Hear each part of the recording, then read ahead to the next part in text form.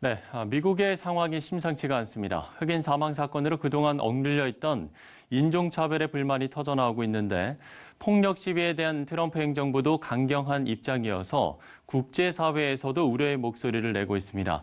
미국의 상황 태평양 법률협회 주성철 목사 연결해서 들어보도록 하겠습니다.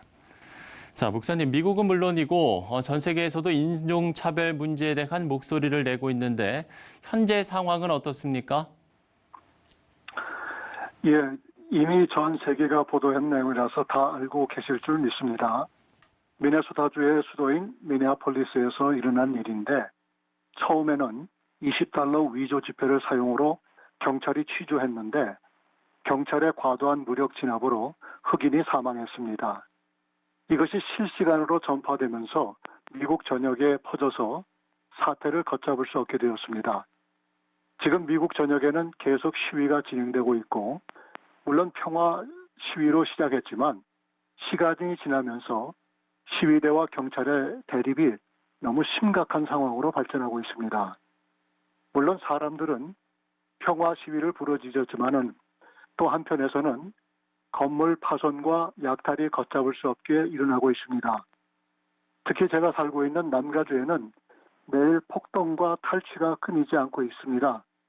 그래서 로스앤젤레스 카운티에서는 저녁 6시부터 다음 날 새벽 6시까지 통행 금지령을 내리고 있습니다. 네, 이번 시위에 대해서 미국 내에서도 의견이 양분되는 모습인데 대선을 앞두고 이번 사건이 매우 중요한 이슈로 떠올랐죠? 예, 맞습니다. 미국이 양분화된 것은 사실입니다.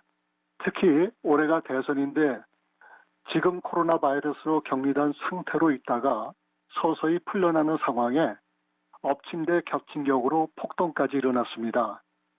애석한 것은 지금 이 상태 속에서 민주당과 공화당이 서로 협력하거나 양보하지 않고 있습니다.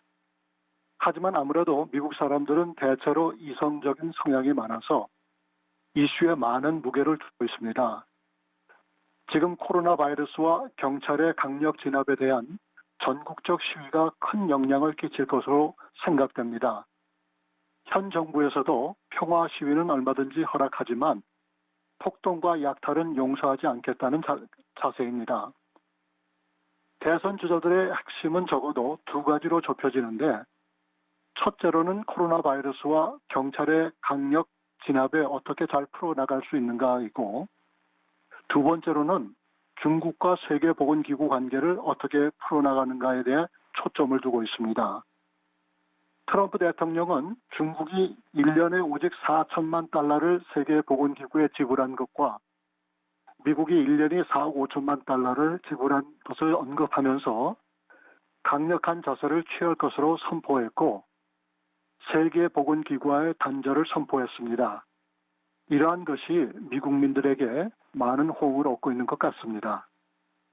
네, 그런가 하면 한인타운도 피해를 입은 곳들이 생겼는데 과거에 있었던 LA 폭동이 재현되지 않도록 당부하는 LA 총영사관의 담화문 발표도 있었다고요?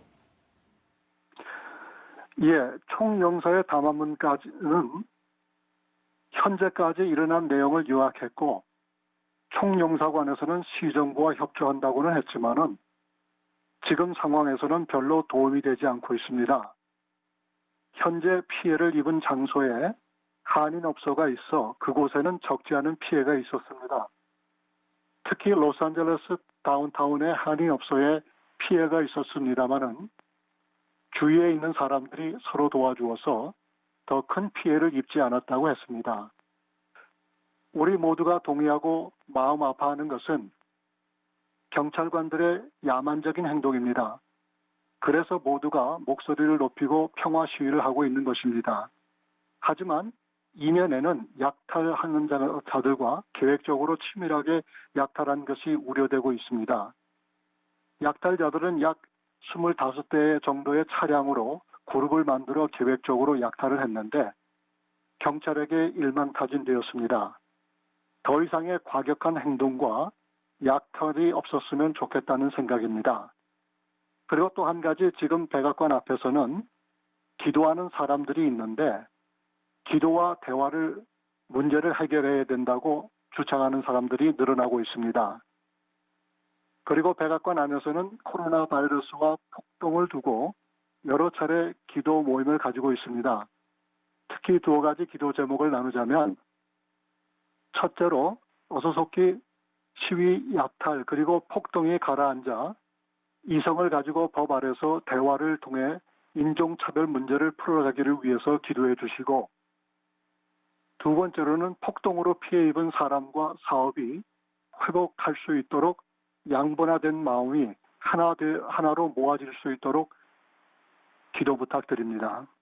네, 드러난 사건의 이면에는 훨씬 더 복잡한 정치적 문제도 들어있는데 어떤 상황에서도 폭력은 정당화될 수 없는 일인 만큼 기도하는 많은 사람들의 마음처럼 대화의 장이 열리길 저희도 함께 기도하도록 하겠습니다.